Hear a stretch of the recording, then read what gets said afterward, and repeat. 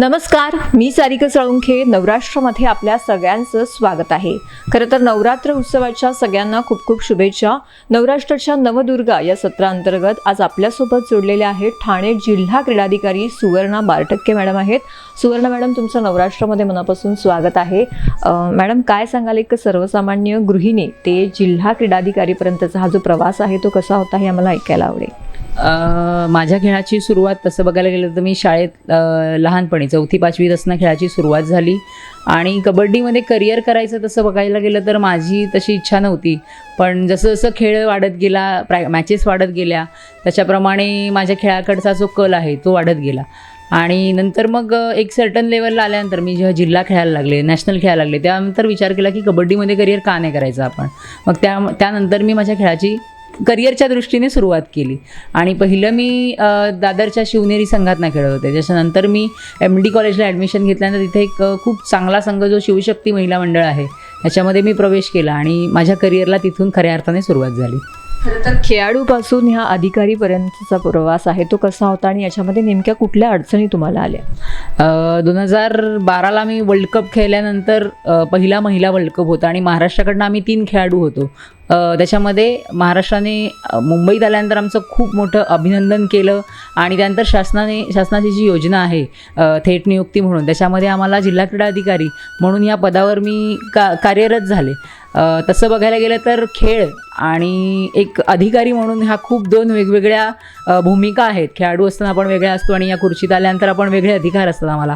So खूप छान वाटलं मला की मी क्रीडा क्षेत्र निवडलं की जेणेकरून मला ह्या पदावर आल्यानंतर माझ्या खेळाडूंना मदत करता येईल.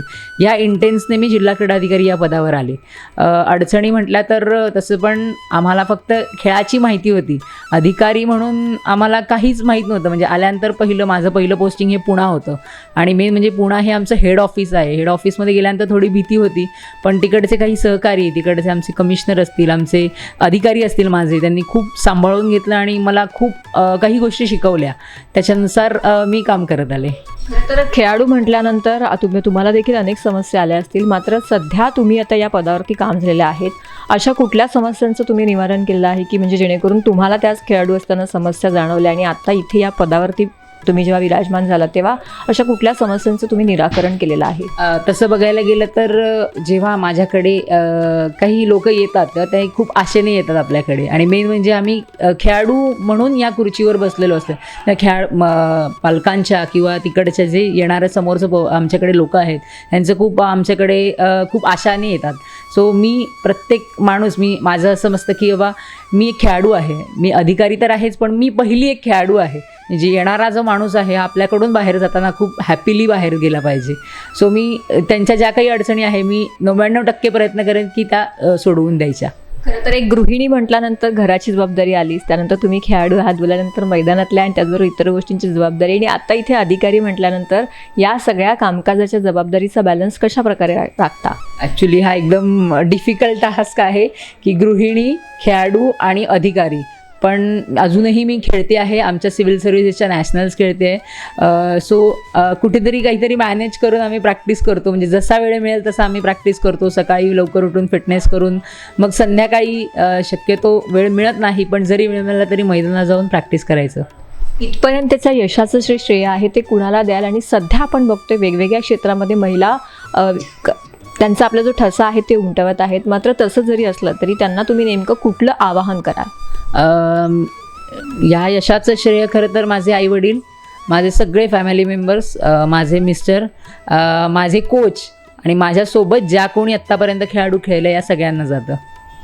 माझ्यासारख्या इतर ज्या महिला असतील ज्या आपलं घर सांभाळून वेगवेगळ्या क्षेत्रामध्ये आज चांगलं काम करत आहेत किंवा काही जणी आहेत त्यांना घराची जबाबदारी असल्यामुळे, वेगवेगळ्या जबाबदाऱ्या असल्यामुळे ह्या सगळ्या गोष्टींमध्ये पडता येत नाही, तर ह्या सगळ्या गोष्टी लक्षात घेता एक महिला म्हणून दुसऱ्या महिला तुम्ही कुठला सल्ला द्याल किंवा काय मार्गदर्शन कराल? मी सर्व महिलांना इतकंच सांगेन की आपल्याला सगळ्या गोष्टींचं बॅलन्स हे आपल्यालाच करायचं आहे. सो यातनं सगळ्यातनं थोडा थोडा वेळ आपण सगळ्या गोष्टींसाठी काढला पाहिजे. फॅमिली पण किंवा तुम्हाला जर आउटिंगची आवड असेल तर त्याही गोष्टी आपण केल्या पाहिजे. नुसतं घरात राहून आपण काही केलं नाही पाहिजे, पण आपण घराच्या बाहेर येऊन पण आपलं काहीतरी क्षेत्र आहे, या क्षेत्रामध्ये आपण नाव कमावलं पाहिजे. खरं तर आरोग्य देखील तितकंच महत्त्वाचं आहे. मात्र बदलत्या जीवनशैलीमुळे आपण बघू शकतो की महिलांच्या ज्या आरोग्याच्या तक्रारी आहेत, ज्या दिवसेंदिवस वाढत चाललेल्या आहेत आणि अनेक ज्या महिला आहेत त्या कॅन्सरसारख्या आजाराला देखील तोंड देत असल्याचं आपण बघतोय. तर ती समस्या लक्षात घेता महिलांना तुम्ही कुठलं मार्गदर्शन करा? मी इतकंच सांगेन की प्रत्येक महिलेने आपली काळजी घेतली पाहिजे. आज जर महिला या जीवनामध्ये महिला जर फिट असेल तर अख्खी फॅमिली फिट आहे असं म्हणणं आहे. मग त्याचप्रमाणे आपण आपल्या डाएटवर लक्ष दिलं पाहिजे, आपल्या फिटनेसवर लक्ष दिलं पाहिजे, जेणेकरून हे मोठे आजार आपल्याला होणार नाहीत. खरं तर देवी माता सर्वत्र विराजमान झालेली आहे, तिची पूजा अर्चा सुरू आहे. देवीच्या चरणी नेमकी कुठली प्रार्थना कराल? मी देवीच्या चरणी एकच सांगेन की या जगातील प्रत्येक माणसाला सुखी ठेव. निश्चितच आपण एक खेळाडू ते क्रीडाधिकारीपर्यंतचा सुवर्णा मारडक्के मॅडमचा जो प्रवास होता त्या ऐकला. त्या प्रवासामध्ये त्यांनी या संपूर्ण यशाचे श्रेय आहे ते आपल्या आईवडील, त्याचबरोबर मित्रमंडळीला आणि कोचला दिलेलं आहे. त्याचबरोबर महिलांना त्यांनी सांगितलेलं आहे की आपल्या आरोग्याची काळजी घ्या. आपलं आरोग्य सुस्थितीत असेल तर आपण सगळ्या जबाबदाऱ्या या देखील पार पाडू शकू. नवराष्ट्राच्या या पुढील भागामध्ये असंच एक आगळं वेगळं व्यक्तिमत्व घेऊन आम्ही तुमच्या भेटीस येऊ. तोपर्यंत नमस्कार. कॅमेरामॅन सय्यदसह सारिका साळुंखे, नवराष्ट्र, ठाणे.